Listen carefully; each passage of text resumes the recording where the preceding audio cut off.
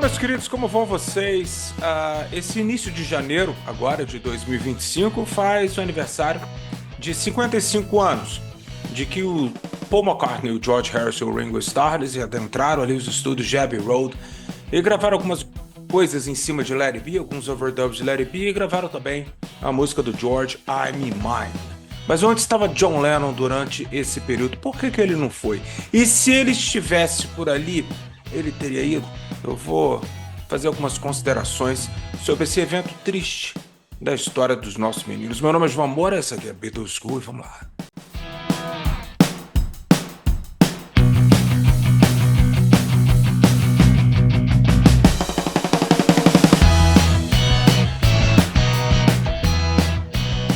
Olá, meus queridos, o que foi que aconteceu? O que foi que aconteceu que fica muito difícil da gente ver através de diversos livros de gente que escreveu livros muito competentes e tal.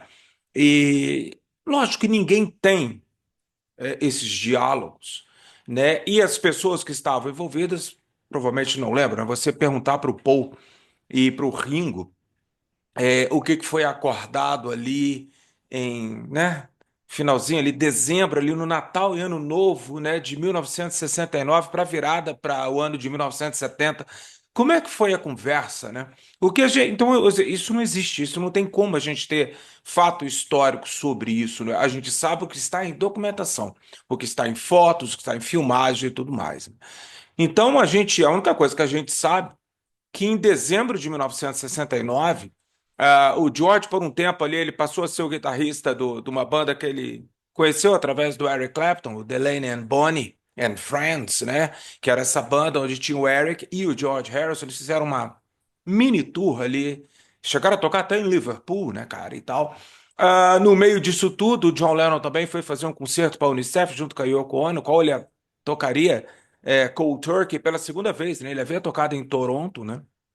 E aí ele toca ali ele chama de Plastic Super Ono Band, porque tinha pessoas ali como Keith Moon, tinha o próprio Eric Clapton, Billy Preston, Bob Keys, que era o saxofonista, trabalhou muito tempo as pessoas conhecem mais com os Rolling Stones, né? Mas tocou muito com os ex-Beatles também e tal. Então, tipo assim, tinha uma galera ali, né? Isso tudo foi em dezembro de 69, né? E o Ringo, até então, ele estava é, ele já havia feito o filme Magic Christian.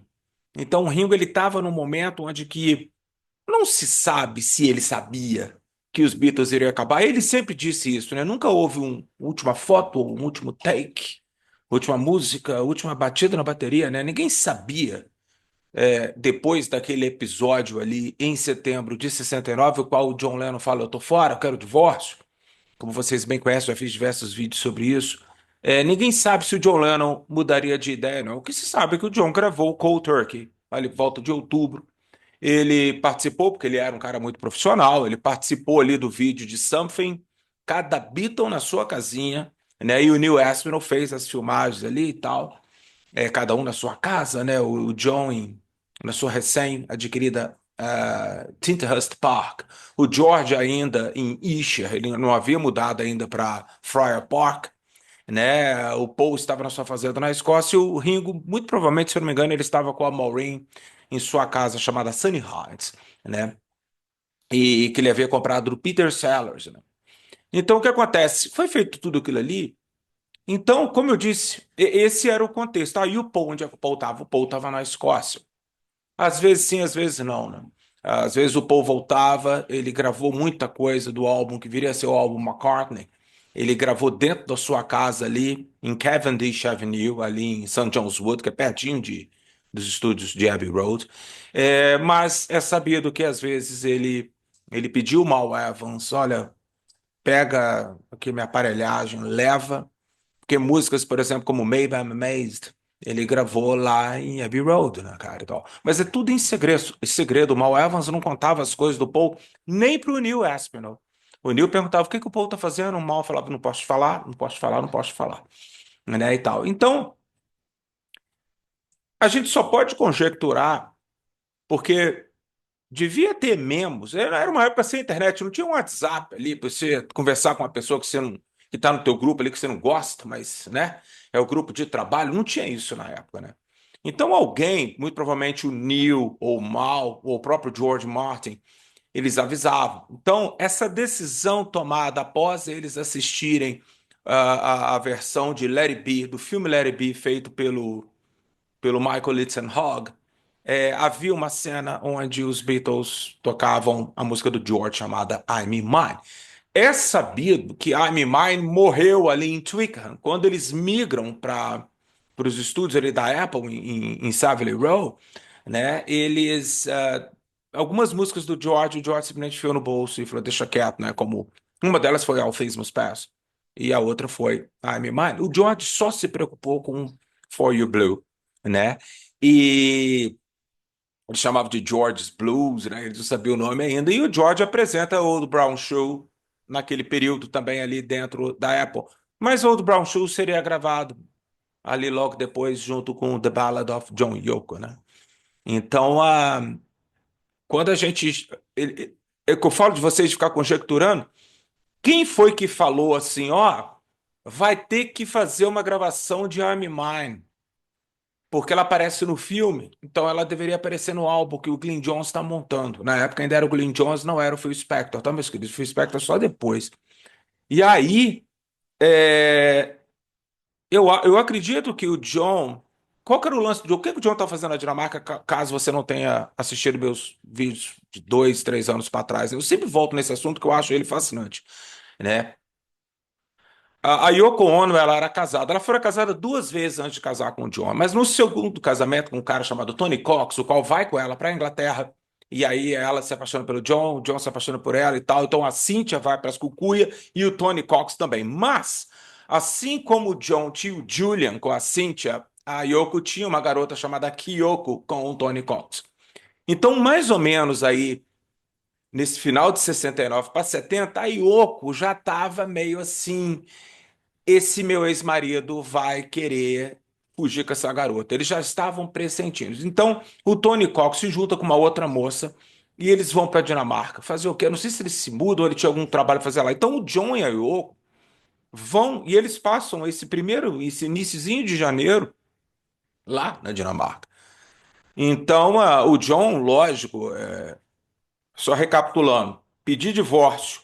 Fui para Toronto com Eric Clapton, Klaus Volmer, Alan White e a Yoko Ono para o Live Peace em Toronto. Voltei e gravei Cold Turkey, o qual ele havia perguntado aos Beatles se havia interesse dos Beatles gravarem Cold Turkey. O George e o Paul falaram, não, é pessoal demais, ninguém quer ver os Beatles falando sobre, não sobre droga, mas sobre o sofrimento que é aquele sentimento de ficar sem a droga e tal, aquela coisa toda, que cold turkey é o peru frio, que é a posição que a pessoa fica na cama, igual um peru, né, descongelado ali e tal. Peru que eu tô falando na ave, tá, meus queridos, antes vocês viajam na maionese aí, e tal, é aquele sofrimento todo e tal. Então o Paul e o George falaram assim, não, John, não. Então o John grava. E depois ele ainda vai no show da Unicef com a Yoko Ono apenas e tá cagando pra tudo, né? Então, eu acredito que o John simplesmente se chegou memorando para ele, ó, a gente vai ter que gravar M. Mine. Provavelmente o John falou assim, eu já acabei com essa banda mesmo. Será que foi isso mesmo? A gente não sabe se o John falou isso. Não há registro, não há entrevista naquele período onde que o John fala, não, nem vou. Eu lembro que por muitos anos essas revistas mal traduzidas que a gente lia na década de 70, 80, 90 e tudo mais, e informação errada e tudo mais, ou invenção de jornalistas, né? Lá fora e aqui, onde se falaram, o John nem foi lá gravar em Myanmar, porque ele falou, eu não iria, eu não vou voltar da Dinamarca só para gravar uma música do George. Eu não me lembro, eu posso estar completamente errado, mas eu não me lembro de ter visto isso escrito em algum contexto. Uma entrevista com o John e o John falando isso. Eu não voltaria por causa. Se tiver, alguém me manda aí para baixo, eu vou agradecer pra caramba, né? Mas eu não me lembro. Então, essa coisa do vamos lá, foram. Tá aqui no livro do Mark Lewis, aqui era um sábado, 3 de janeiro, logo depois do Réveillon. Eles foram lá para gravar a música I'm in Mine. E também eles fizeram alguns overdubs em cima da música Let It Be, que eu já expliquei para vocês. Há uma adição na história, que eu acho que eu nunca comentei. O Paul ele queria que a Mary Hopping, que era uma das artistas que tinham contrato com a Apple, e o Paul havia já produzido alguns singles dela, até o álbum dela, se não me engano. Ela iria fazer os backing vocals no Let It Be junto com o Paul e o George. Acabou que ou ela teve que ir embora, ela não foi, ela teve algum problema. Então, já que a Linda estava ali, o Paul pede, né, a Linda e tal. As fotos que tem deste momento estão aí na tela e tem. Para mim, uma foto que me dói muito é ver o Paul sentado nesse piano elétrico, parece alguma coisa assim. E aí, junto com a Linda, o George Martin atrás, o George com a sua Cassino já raspada, amarela, igual a do John Lennon. Muitas pessoas me perguntam, "Mas era a guitarra do John?" Eu falei, não, essa era a guitarra do George mesmo. Era a Cassino do George. O Ringo chegou a fazer overdub de bateria em Let It Be também e tal. E tem essa brincadeira do George, né? Todo mundo tá sabendo aí que ele fala Mickey Teach, que ele fala que eram cantores de uma outra banda ali e tal. É como se ele falasse assim, né? Todo mundo sabe que o John não está mais entre nós, mas Paul, Ringo e eu. Mas ele usa apelidos, tá? Que era nome de outra banda. Paul, Ringo e eu vamos continuar com o belo trabalho que sempre fora feito aqui no Estúdio 2. Então, já aparece ali uma rusga, né? Que o George, ele faz uma brincadeira em cima de um fato, tipo assim, a gente sabe que o John não está mais com a gente, então a gente vai continuar o trabalho aqui. O Paul foi perguntado milênios depois, né, sobre esse tema, dessa gravação de I'm Mine, e aí o cara perguntou, não sei se foi o Howard Stern, alguma coisa, algum radialista lá de Nova York, bitomaníaco pra caramba, que faz pergunta legal, né, não aquelas perguntas babacas, né, perguntou pra ele, não tinha como vocês três continuarem sem um John, não? O Paul falou, não, não, impossível, isso seria impossível, né? Então, no dia 4 de janeiro, eles gravam Let It Be. No dia 8 de janeiro, no Olympic Sound Studios, em Londres, o George ele refaz os vocais dele em For You Blue. Há muita discussão se é até o meio da música ou é tudo. E aí, o que acontece, meus queridos? Aí, a partir ali, aí acabou. A partir do dia 14 de janeiro, mais ou menos ali, o Ringo volta a focar em seu álbum Sentimental Journey, o qual seria, sim, até este momento, um trabalho paralelo, assim como seus filmes, assim como o Paul gravou The Family Way, assim como o George gravou Electronic Sounds e Wonderwall, e o John fez lá a trinca, né, o Two Virgins, Life with the Lions e Wedding Album. O Ringo falou assim, não, eu vou gravar uma coisa aqui só para mim. Então aí no dia 27 de janeiro, aí eu já nem sei se é coincidência ou não, o Jeff Emerick estava fazendo pela primeira vez, olha que coisa, ele estava fazendo uma, um mix em estéreo de The Inner Light, que havia sido o lado B de Lady Madonna, né? E aí, talvez, acredito eu, que era para inserir The Inner Light no álbum Hey Jude, né? Porque Hey Jude, no álbum Hey Jude tinha algumas músicas ali, qual que não havia sido lançado em estéreo e tal, pá. Então tinha Rain, eles tiveram que fazer um mix ali em 69 de Rain para ir junto com Paperback Writer, porque Paperback Writer tinha mix estéreo, e assim mais um monte de coisa. Então, o álbum Hey Jude, talvez ele teria The Inner Light. Acabou que na Inglaterra, The Inner Light, em estéreo mesmo, demorou, foi saindo um EP lá em 1980, eu posso estar enganado, mas é por aí. Então o George estava presente junto com o Jeff Emerick para poder ver e tal. E aí chega o John para poder gravar uma música de supetão, que ele acabou de escrever, e eu quero gravar agora e quero lançar ela amanhã. É a famosa história de Instant Karma, né? E aí, muito provavelmente, o John pediu ao Mal Evans, falou assim, monta a banda para mim aí, igual você fez lá em Cold Turkey. E aí chama quem? O Eric Clapton não vai poder. Em Cold Turkey ele podia, agora ele não vai poder. Então chamou o Alan White e chamou o Klaus Wumer. O Alan White na bateria e o Klaus Wumer no baixo, né? E aí o George estava ali. E aí a história conta que o George falou com o John, falou assim, não, até participo e tal, mas eu tô aqui com o Phil Spector, lembra dele? Tá, o John, claro. To know her is to love her, né? Eles conheceram o Phil Spector na turnê de 64, os Beatles e tal. Tem problema dele vir? O John fala, sem problema. Então, nem isso a gente sabe direito, né? Se o Phil Spector estava com o George vendo o mix em estéreo de Day Night Light, olha que coisa, né?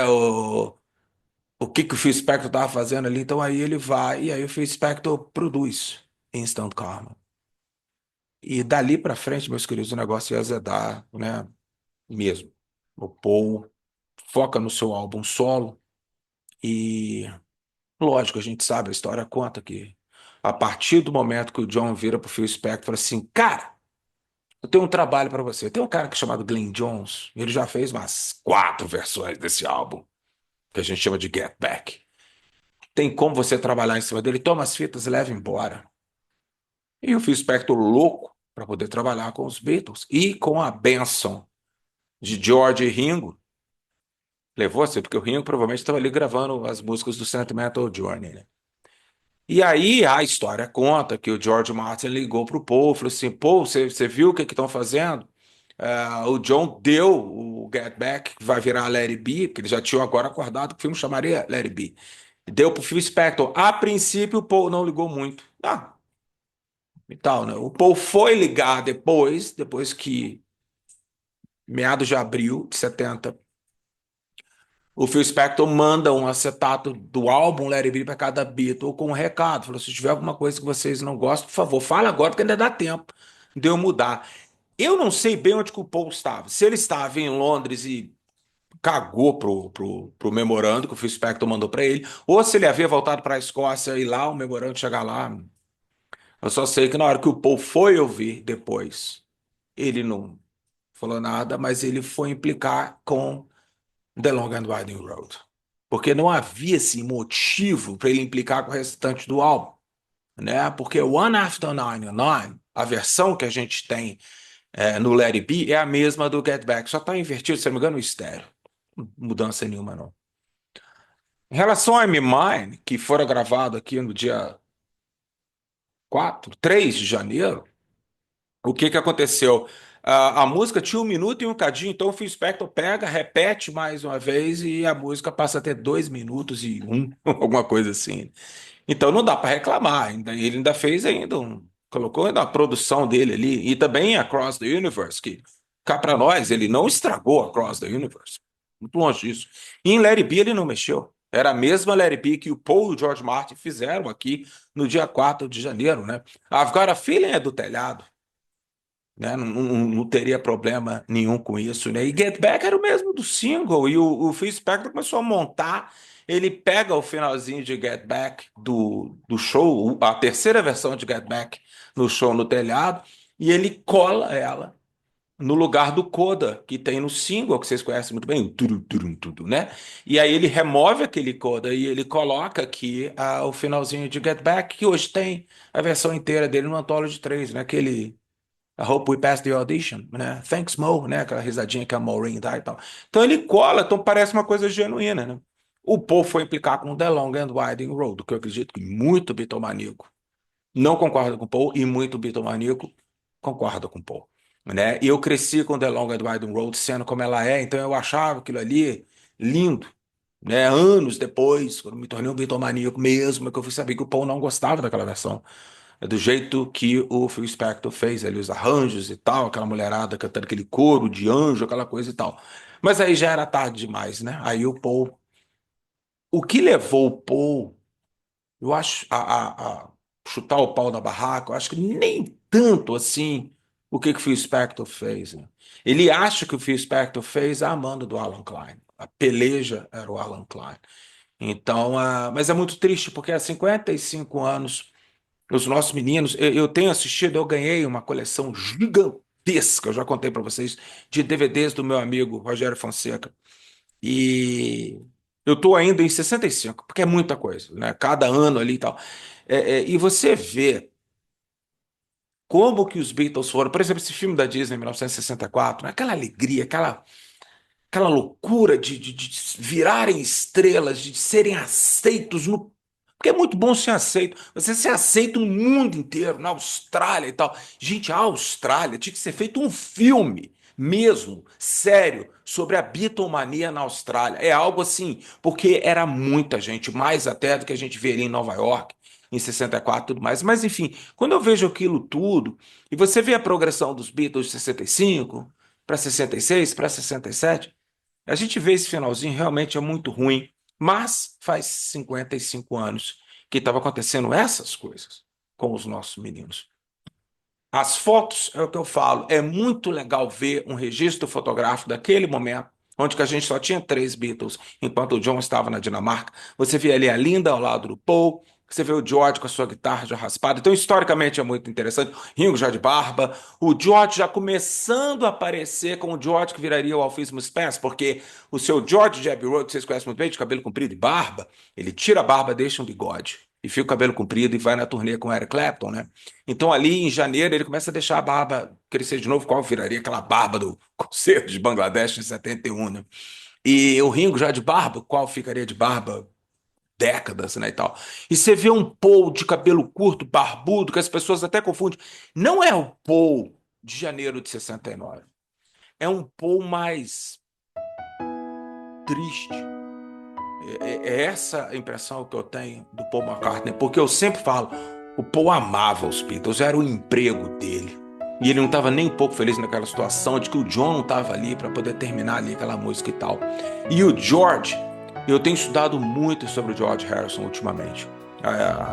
Ouvido muitas entrevistas dele em 69 e 70, e a impressão que eu tenho era que até este momento aqui, que muitos amigos me escreveram, o período que o George já estava de saco cheio, né? Meus queridos, eu não sei muito bem essa coisa do saco cheio do George Harrison, não, porque nas entrevistas que ele dava, ele se mostrava um Beatle, ele estava feliz porque aquilo ali, aquele emprego ali, gerava dinheiro e todos os privilégios que era de ser um Beatle, né? Mas ele queria sim já começar a fazer uma coisa por si só, mas isso não queria dizer o fim dos Beatles para ele. E ele fala isso em janeiro de 69 no Get Back, quando o Paul sai, o Ringo sai, ele tá com o John e o Yoko, ele fala com o John: eu tenho tanta música acumulada que se eu colocar só 2 em cada disco dos Beatles, eu já tenho música pro restante da década de 70 e 80, se deixar. Então eu tava querendo fazer um disco só meu e tal, e o John fala isso mesmo, até eu quando fala isso mesmo e tal. Então eu acho que o George, ele começa o azedume, meus queridos. O azedume mesmo é dezembro de 1970, quando o Paul entra com a dissolução legal dos Beatles. Os Beatles ter se separado ali em 10 de abril de 1970, com aquela entrevista do Paul, no papel mesmo, vocês sabem que foi acabar lá em 1974. Meus queridos, um grande abraço para vocês. Tudo de bom.